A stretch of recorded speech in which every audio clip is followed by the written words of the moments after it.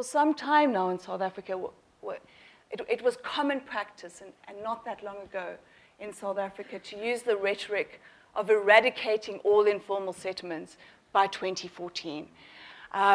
We no longer use that rhetoric. 2014 is but 5 months away. We've not eradicated informal settlements. And in fact, our informal settlements are growing, both in terms of household numbers and in terms of the area that they occupy. So what I'm trying to say is that our informal settlements are growing, and we can make this claim even if we've seen a decrease in the rate in which they're growing. So in 2009, our settlements were growing, our informal settlements across the board were growing at a percentage of 6% per annum. And currently, our informal settlements are growing at around 4.3% per annum. Of course, these are Cape Town's figures, but similar trends are shown for other South African cities. And as Adrian alluded to, the reason for this growth, and as we know, really does pertain to the fact that rural to urban migration is happening.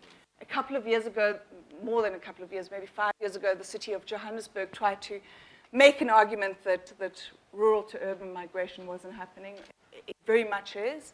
And so is urban to urban migration happening, and not just within, as Adrian suggested, within South Africa, but from other urban spaces and other rural spaces within Africa. And in fact, that rate is anything, depending on the city we're talking about, anything from 3 to 3.6% per year.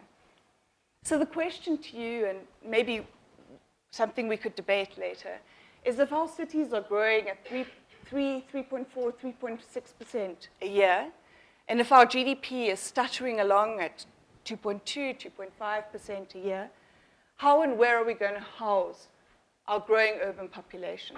And how are we going to pay for it? The first decade of democracy, as we know, saw a phenomenal increase in public sector spending to try and accommodate our growing urban population. And one of the approaches was via the RDP housing program. And we've almost managed to implement 3 million RDP homes. In 2004, the RDP program was in fact replaced by the BNG program, Breaking New Grounds program.